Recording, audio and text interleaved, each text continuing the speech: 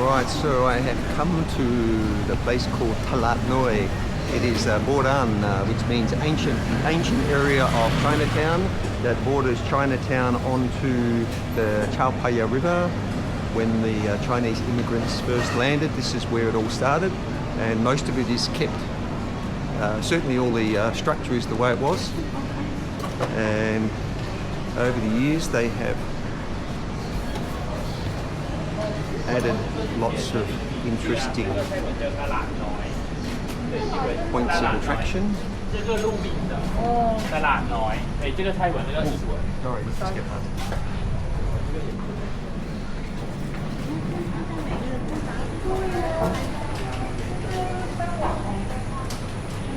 So what's interesting about Talat Noy is it retains a lot of its history in terms of architecture. Hello. Hello. So you can come along here ideally for the walking tours. It's not a big area, and this walkway, whilst it's a soi, a lot of the sois here are much smaller, and they are known as dorok. Here's one, for example, I think, just here. How's this? Hello. So if you look around, everything's so old. Anyway, let's go back the other way and keep walking. There's a fantastic converted lodge. Have a look at all this history. Swadikap. So there's little droks that run off in all directions, and ideally it's best to come here. Well, you can come here in the daylight to get the great photos.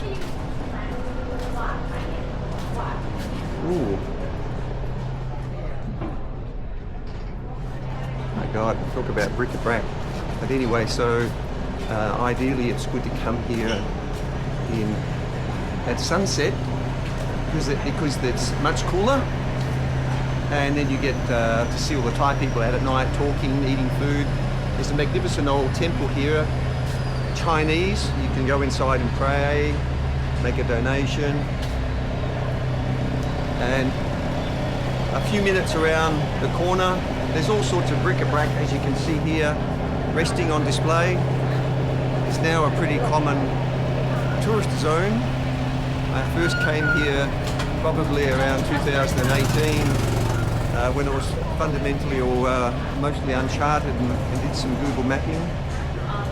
So that might have started a fashion trend. Another 200 metres in front of us is a converted lodge. I think it's called Riverside. It's got and it's maybe 400 or 500 baht per night to stay there. Can't remember. But more importantly, it's got a magnificent 2-level restaurant bar with 180-degree views along the river, because it's only 100 metres back from Chao Phraya River. Look, you could walk around here for hours, as I did many years ago. Many hours during the day and at night, looking at all of the history. Anyway, so the lodge that's not far ahead, apart from having accommodation, has got very retro, trendy 2-level restaurant, including a rooftop. So that's magnificent for sunset to look at the views. You can then see all the riverboat cruises coming past.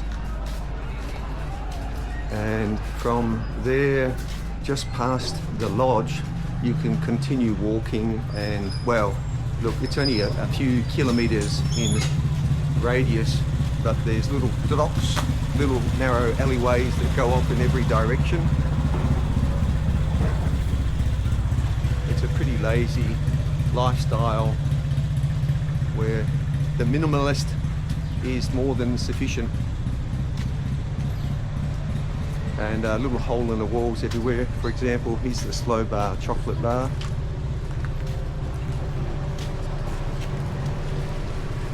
So I can see the Riverside Lodge just there. shrine, which is the Buddha tree.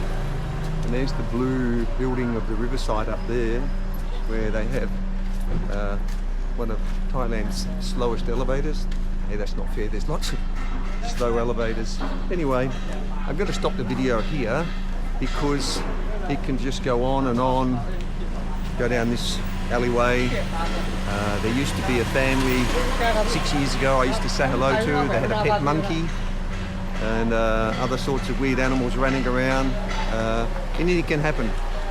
What I forgot to say, on the other side of the lodge is lots of timepiece shops.